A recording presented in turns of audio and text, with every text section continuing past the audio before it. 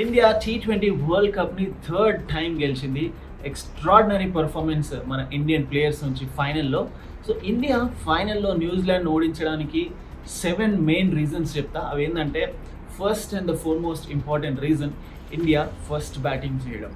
ఎందుకంటే world కప్స్లో final మ్యాచెస్లో first batting చేస్తేనే ఆ ప్రెషర్ తక్కువ ఉంటుంది.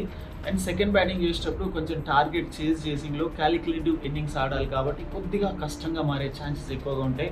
అండ్ ఇండియాకి ఈ వరల్డ్ కప్ మొత్తం కూడా అదే సక్సెస్ ఫార్ములా లాగా కనిపించింది. దాంతో 255 రన్స్ హ్యూజ్ టోటల్ని న్యూజిలాండ్ ముందు పెట్టగలిగింది.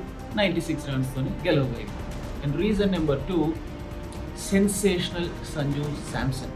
క్వార్టర్ ఫైనల్లో, సెమీఫైనల్లో అండ్ ఫైనల్లో hattrick of half century score చేయడం ఆషామాషి విషయం కాదు. అందులోనూ అసలు ప్లేయింగ్ 11లో ఛాన్సే రాదు అనుకున్న సంజు శాంసన్ ఒక కీ ప్లేయర్గా, మెయిన్ ప్లేయర్గా ఇండియన్ బ్యాటింగ్ లైనప్కి మెయిన్ పిల్లర్గా మారాడు. And player of the tournament కూడా తీసుకున్నాడు.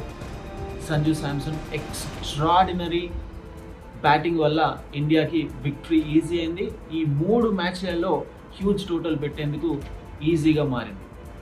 అండ్ రీజన్ నెంబర్ 3, సంజు శాంసన్తో పాటు అభిషేక్ శర్మ ఇంపార్టెంట్ టైంలో, ఇంపార్టెంట్ మ్యాచ్లో రన్స్ స్కోర్ చేయడం, 50 స్కోర్ చేయడం, అది కూడా చాలా కంఫర్టబుల్గా, చాలా కన్విన్సింగ్గా కనిపించిండు అభిషేక్ శర్మ. దాంతో ఇండియా ఫాస్ట్గా 100 రన్స్ని స్కోర్ చేయగలిగింది ఓపెనింగ్ పార్ట్నర్షిప్కి.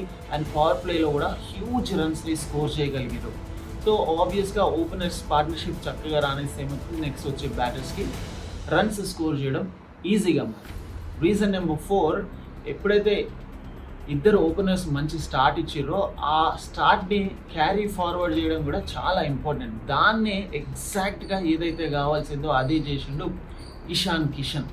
ఎక్స్ట్రాడినరీగా ఆడిండు, 50 రన్స్ స్కోర్ చేసిండు. ఈ వరల్డ్ కప్ స్టార్టింగ్లో బాగా ఆడిండు, కానీ దాని తర్వాత కొంచెం డిప్ అయినట్టు కనిపించింది తన స్కోరింగ్ ఎబిలిటీ. బట్ ఇంపార్టెంట్ టైంలో తను కూడా రన్ స్కోర్ చేశాడు. సంజు శాంసన్తో కలిసి అద్భుతమైన పార్ట్నర్షిప్ బిల్డ్ చేయగలిగాడు.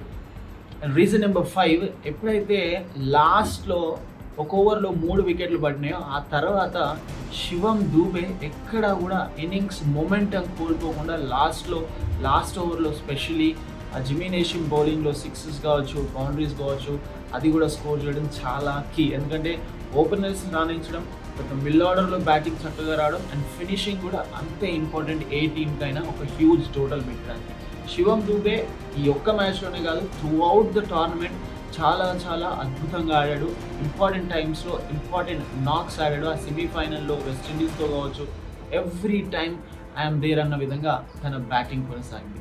రీజన్ నెంబర్ 6, న్యూజిలాండ్ రన్ చేసుకొచ్చినప్పుడు వాళ్ళ ఓపెనర్స్ ఫినలెన్ అండ్ టీమ్ సైఫర్ట్ ఎక్కడా కూడా నిలదొక్కునే ఛాన్స్ ఇవ్వలేదు ఇండియన్ బౌలర్స్. చాలా త్వరగా ఇద్దరు ఓపెనింగ్ పార్ట్నర్షిప్ని బ్రేక్ చేయడంతో అక్కడే కంప్లీట్గా అయిపోయింది ఇంకా మ్యాచ్. ఇద్దరు ఓపెనర్స్ స్పెషలీ ఫినలెన్ అవుట్ అయిన తర్వాత ఎక్కడ కూడా న్యూజిలాండ్ మ్యాచ్లో గెలుస్తుంది అన్న విధంగా అనిపించలేదు.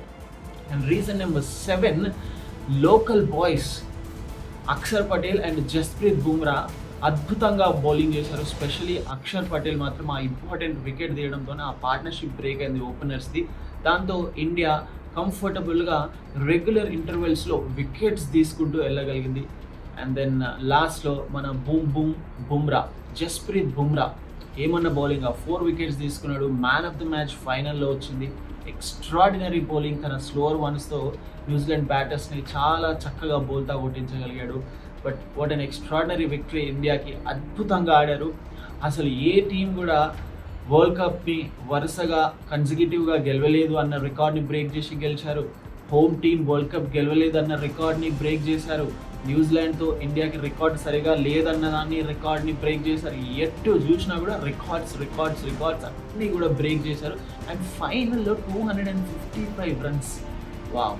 అండ్ ఇంకొక ఇంపార్టెంట్ థింగ్ కూడా మాట్లాడాలనుకుంటున్నా, అదేంటంటే మనం ప్రతిసారి గౌతమ్ గంభీర్ని క్రిటిసైజ్ చేస్తుంటాం టీమ్ సెలెక్షన్లో కావచ్చు, ప్లేయింగ్ 11లో కావచ్చు. But when it comes to T20 format I think తను చాలా సక్సెస్ఫుల్గా కనిపిస్తున్నాడు. ఛాంపియన్స్ ట్రోఫీ కోచ్గా వచ్చిన తర్వాత, ఏషియా కప్ కోచ్గా వచ్చిన తర్వాత, T20 వరల్డ్ కప్ కోచ్గా వచ్చిన తర్వాత credit to Gautam Gambhir and team management కూడా. And also special mention to Suryakumar Yadav. Yes, first match యూఎస్ఏతోని అద్భుతంగా ఆడాడు. దాని తర్వాత ఇండియా అవసరమైనప్పుడు తను రన్ స్కోర్ చేయలేదు. అండ్ ఇన్ఫ్యాక్ట్ ఫైనల్లో కూడా golden duck, but still as the captain తను చాలా చక్కగా టీంని లీడ్ చేశాడు. అండ్ హిస్టరీలో లెజెండ్ సరసన తను కూడా నిలిచాడు.